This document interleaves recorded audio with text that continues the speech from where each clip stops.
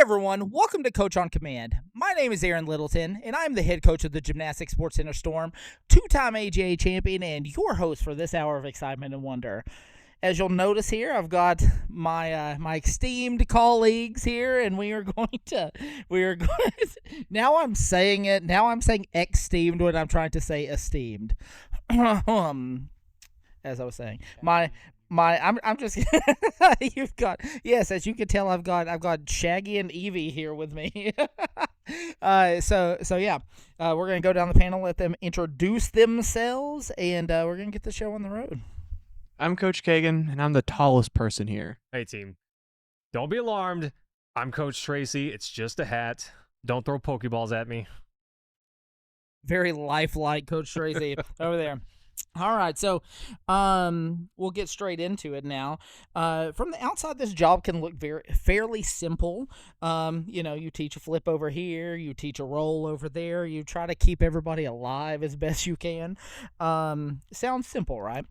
But, well, aside from the tremendous work ethic and the mind-bending technicality that you have to be successful in this sport, there are all sorts of very divergent personality types that you will encounter, whether it be in your coaches, whether it be in your students, gym owners maybe. Maybe you've got some quirky gym owners out there. But, yeah, so you've got all sorts of different people that you meet, and trying to get them all in the right headspace to be a part of the collective, to do what you need them to do all at the same time can be really a challenge. And it can feel very much like the scene in D2 The Mighty Ducks, which was a classic from my childhood. Yes, Kaegan, I'm old, I know. But where they rope all of the hockey players together, and they tell them, all right, move as one. And of course, if you've never seen the movie, sorry to spoil it for you like 25 years after it was made, but if you've never seen that movie, it ends exactly how you think it might, and all of the players fall down. All the players fall down, and they can't move as one because all of them are trying to lead, and that's what your gym can feel like if you let it. So tonight we are going to talk about managing personalities, and I think this is a very apropos thing for us to talk about because there are all sorts of personalities. The bigger your team, the more personalities you have. The bigger your coaching staff, the more personalities you have. And so you've got to get all of those people pulling on the same rope in the same direction. And so question number one, how are you trying to rein in the personalities around you, Kaegan? And, you're trying to get them to work together in a positive manner. And so how are you doing that? I try to be as direct as possible with my expectations. If they do not know what you are trying to get out of this workout, out of their experience in gymnastics, it's going to immediately conflict personalities, because one student's going to want to be an Olympic gymnast and the other one's there for an afternoon workout. I'd have to agree with you there, Kaegan. I would say for me, I like to have fun with my kids, definitely, but also you have to be firm while also not being harsh about it. There's a way where you can be firm, let them know, hey, this is business. We definitely have to get this done, but you don't necessarily have to be rude or demeaning to them, right? Another thing is stick to what you say. If you tell them, look, this is what we need to do. If we mess around, these are the consequences. Well, if you find them messing around, we need to follow through with those consequences. Following through on what you say is one of the most important things. Let them know that if you say there's consequences, they know to expect that, hey, if we mess around, we might be doing push-ups the rest of the workout. Who knows? So I think following through on what you say, but not being harsh about it, is important. So the thing that I'm going to say about this is, number one, and we say this a lot, but it's really true, you've got to have a psychological profile on your children. And I think that we need to get like a psychological profile counter every time we mention it. It just goes up one, it goes up two. Yeah, and so yeah, psychological profile, you've got to know who you're dealing with, where they're at, and what you can expect from them. And I think managing expectations is a lot of managing personalities, because if you've got somebody who is always super late, you can try to really get into them about being on time, but you've got to know that their tendency is being late. And so if you can do that, if you can kind of know what you're getting into ahead of time, it'll really make your life a lot easier, and then you can work off of that. Whereas if you don't know what you're getting into, it's kind of an unrealistic expectation type of thing. And so after that, after you know who you're dealing with in their psych profile, you can find the proper motivation for them. And now motivation is different. It's different for everybody. There are some people who, they want all the glory. They want all the smoke. They want their name in lights. They want to be first in everything. Some kids don't want to lose. Some kids are here because their mom is making them. Some kids, there's 100 different reasons why somebody may do something in gymnastics or parkour in particular. And so you've got to know who they are and try to weed out what their motivation is to try to get the best out of them. And so, you never really know what it's going to be. It could be something really that seems dumb to you. It could be something that seems really minuscule, and it's like, really, that's all it took? Like, for example, I don't know, 6 or 7 8 years ago, maybe, when Mr. Cronin was still here, we were having trouble with this girl doing a squat on, jump to the high bar, to do your kip and all of that. We were having a lot of trouble with her, like, finding the motivation to do it. And I mean, we were after this for, like, I don't know, it feels like forever, but it was probably only like a week or two. And we're just like, come on, you can do it. You're physically ready to do the skill. What's going to get you over the edge? And finally, Mr. Cronin, and he was kind of exasperated at that point, goes, I'll give you $0.25 if you do it. And she goes, boom, squat on. Does the skill perfectly. Money in the bank. I know. I tell you what, it's like we're cracking open the piggy bank right now to get this done. And, that was the most amazing thing to me. It's like you're so scared, but when somebody breaks out a brand new quarter, you're just like, now I got to do it. Offer I can't refuse. And so a lot of that is having enough finesse to know what you're trying to do. And I've talked about freeze pops before, popsicles, whatever, frozen sugar. That is like liquid gold, or frozen gold, as it were. They most kids would do almost anything for a freeze pop. Liquid motivation. Yes, absolutely. And so, so psych profile, figure out what the motivation is, and then you can play off of that. And now it sounds kind of manipulative, and I've said that before, and that's not really how I mean it, but you've got to be able to push the right buttons to get what you need out of them. And I think that that's really what kind of sets really successful higher level coaches away from everybody else. And so, obviously, there are all sorts of personalities, right? And some are easier. Some kids are people pleasers, and they just want to do what you say, and they want you to be happy with them. And then some will have you ripping your hair out of your skull. And so, what is the hardest personality that you find to work with, Kaegan? The two that I find the hardest to work with is, one, those who are overly emotional. And I'm not going to say that there's no room for emotions in life. Whatever, you're allowed to be emotional, but you can't let it interfere with your goals. And the second one is the students who think they know more.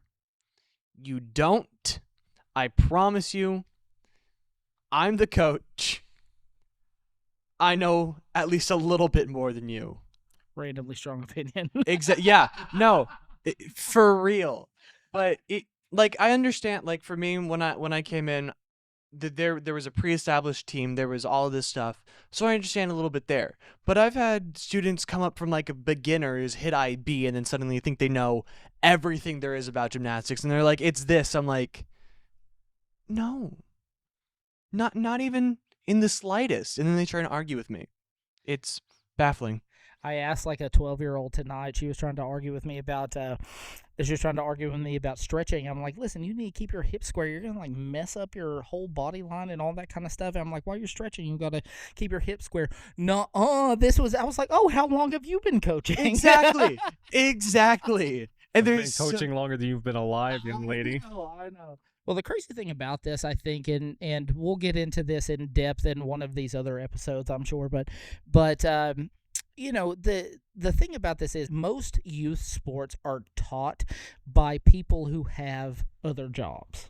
You know what I mean? They're taught. It's like, hey, and I made the joke on one of the earlier episodes about my coach being an electrician or whatever, and or a plumber or whatever. And so my point is that is not their main vocation. So perhaps they don't know everything there is about it. They haven't dedicated their lives to it, so to speak.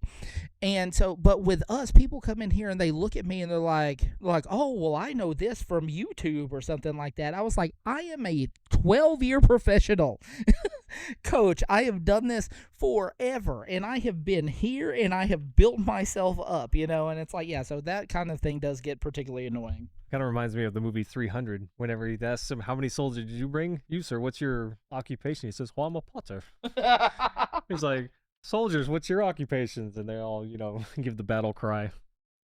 They're warriors. That's what they've been their whole lives. So it's like a coach that's been their coach their whole life versus someone who's a cybersecurity analyst on the side and just comes and teaches parkour occasionally. And wears an Eevee hat. I would have to agree. I would say that there's two types of personality that are really difficult to work with. One, being arrogant. A student that's arrogant, one, they're likely to call you out and say that they know more than you. Whether or not that's true is irrelevant. One, you're the coach, you're instructing the class, and you need to be in the position of authority to deal with that.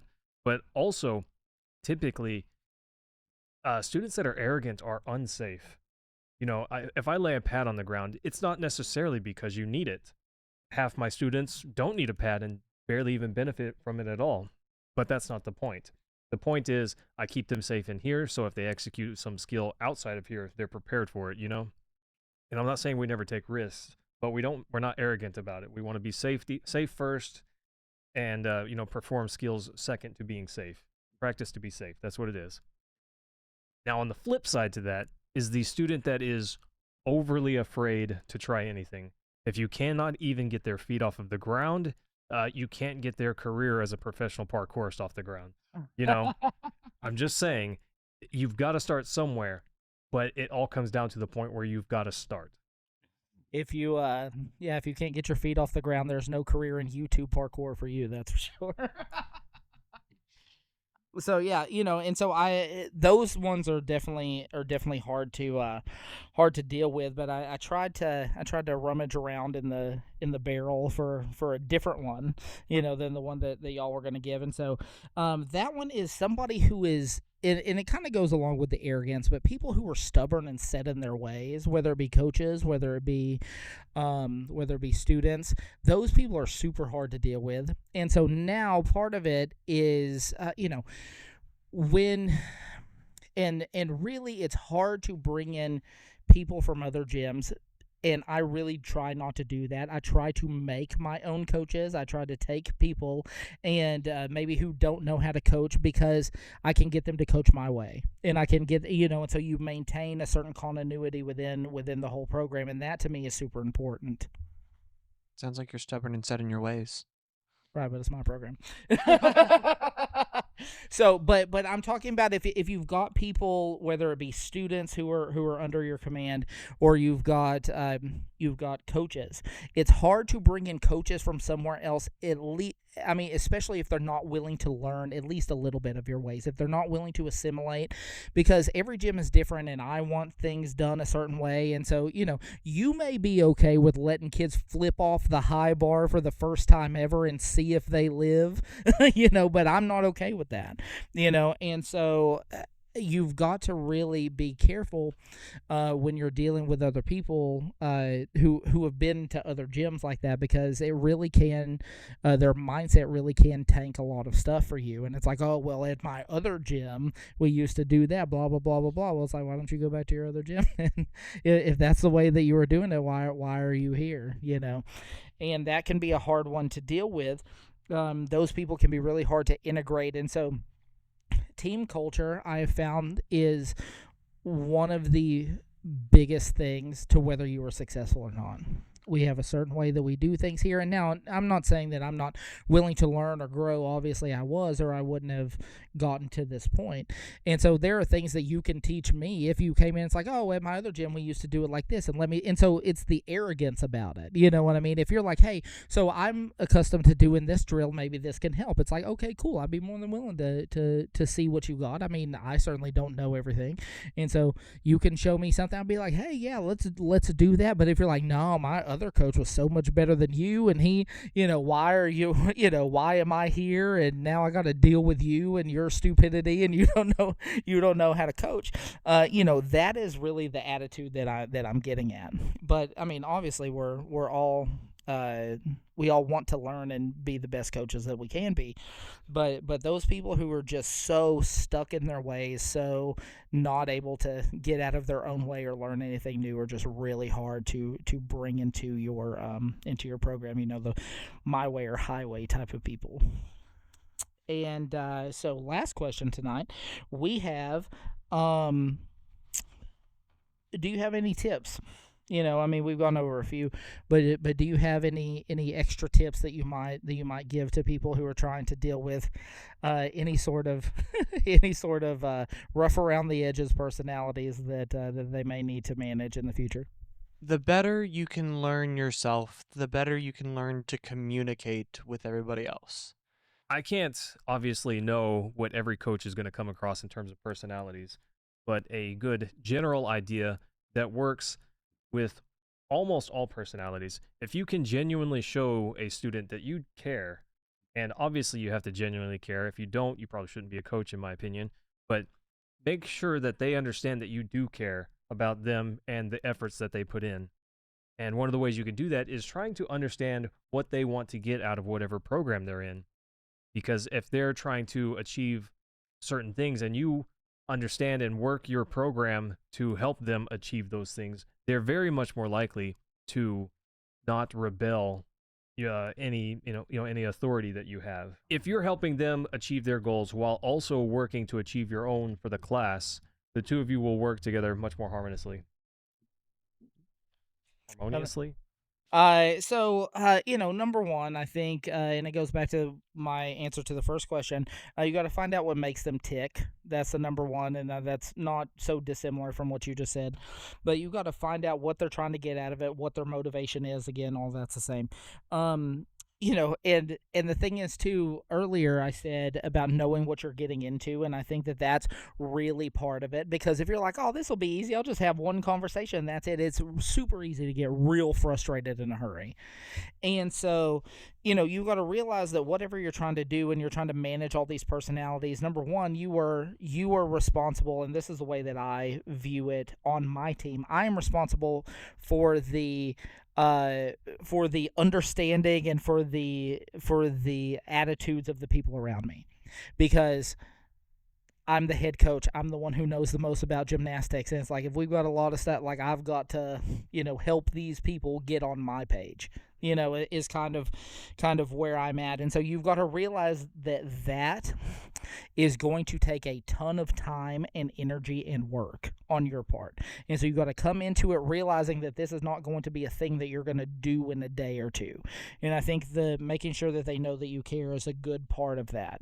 Then after that, you've really got to stay on them. And that's really, if you're trying to affect change in anybody, whether it be your students, whether it be your staff, whether it be your parents, if they're getting all crazy, whether it be, whoever, if you're trying to affect change in them, you've really got to kind of stay on them and kind of be like, hey, and especially the kids, mindset is a lot of this, and you've got to develop that mindset, and that's going to require a lot of elbow grease on your part to get that done. And then the other thing, Kaegan said it, is clear expectations for the growth you would like to see. And so if you can do those things and you can communicate with people and really kind of help push them in the right direction, and realize it's going to be a long process probably, and reward the progress that you do see, I think that you'll be on the right track. So tonight, we are going to remix the randomly strong opinion again one more time. Probably not the last time. Definitely not the last time. But so we're going to play a new game, and that is going to be the randomly strong opinion, still called that, but we are going to do top 5. So instead of just ranking 5 random items, we are going to give specific answers. What are our top 5, whatever the category is? And so you might have guessed. You might have guessed from the sartorial choices that are going on in this gym tonight that our top 5 tonight is going to be rank your favorite Pokemon. So, or your top favorite Pokemon, and that can be by whatever category you would like it to be. Whether you're like, I like him, he's orange. Whether it be, hey man, he's got special attack that's gonna, whatever your deal is. I like his Pokemon card. Whatever the deal is. Top 5 Pokemon. Kaegan. I'm going first. Okay. Number 1 for me has to be Eevee, mainly because of the countless evolutions. I think they're great. I think they're beautiful. And Like our students, capable of anything. exactly. Got him. Number 2 has to be Voltorb, because it's literally just a ball. And that yeah. It amuses me greatly. Number 3 is Magikarp. I don't think that needs any explanation. That's your spirit. He paid $500. Now, I've never been able to pronounce this one, and I'm going to ask for help so I don't make a fool of myself. Porygon. That ship has sailed a long time ago. Okay, I'm not... Yeah, Porygon, and that's because it looks like a bad PS1 render of a duck. That might be one of the funniest things you've ever said. And 5 is Zapdos, because Thunderbirds. Okay. Mic drop. So he did top down. I'm going to go bottom up. Okay. So number 5 is Lapras. And the reason I like Lapras so much is because while Gen 1 is not that difficult, there's very few ice types. And if you are just trying to go without using any of the legendaries, for whatever reason, Lapras will carry you through the battle with Lance.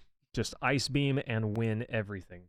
I knew there would be a very pragmatic list that you had here. That's the only one that's... Well, Swampert's kind of pragmatic. Okay. Okay. Number 4, Pikachu. Oh, that's basic. No. See, you don't understand the story, and after you do, maybe you will like it a little bit more. I worked very hard on Pokemon Stadium to unlock...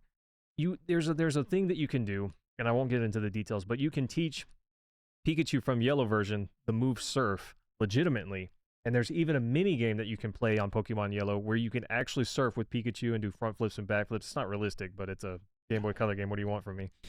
Anyways, that mini game, love Pikachu for that mini game. Sweet. Is Stadium the one for the N64? Yep. Okay. Number 3, Swampert, because if you know, Swampert's an absolute tank and spank monster. Okay. Tank and Spank. Tank and spank monster, bro. He didn't know what he was signing up for. See, this is why you gotta know. I tender my resignation from this podcast. I would like to go home now. All right, number 2. Mother, take me home, please. Butterfree. I love Butterfree because it was one of the first Pokemon that I had when playing Red version as a child. It had an early game power spike, and I didn't know that it was going to fall off late game, but I decided really early on that I loved it, and I used it the rest of the game. Not a strong Pokemon, but one of my favorites. And then Ash gave his away, and I cried forever. Okay? Still crying 20 years later. I was going to say Tracy is still crying. Still crying. He took a break from crying to do this podcast, and he'll go back later. Okay, number 1. Now, while you might think it's Eevee, you're actually going to be wrong, because it's actually Eevee's evolution. You weren't ready for this. You thought you were ready for this, but you weren't ready for this. Umbreon. So Umbreon's my favorite because I was playing Gold version as a child, and I didn't know back then that Eevee could evolve into anything other than the original 3. But I'm just walking, it leveled up, it was nighttime, suddenly it becomes Umbreon, and I'm stunned. But then it learns a move that heals itself, and it's also kind of tanky. Team Tank and Spank right here, baby. Also, the shiny version's blue. It just looks so cool. Okay, that is dope. I'm not gonna argue that. I mean, could you imagine had it been daytime when you were walking, it turned into an Espeon, it would have changed your whole outlook on life. Yeah. No, we would have been Team Glass Cannon instead.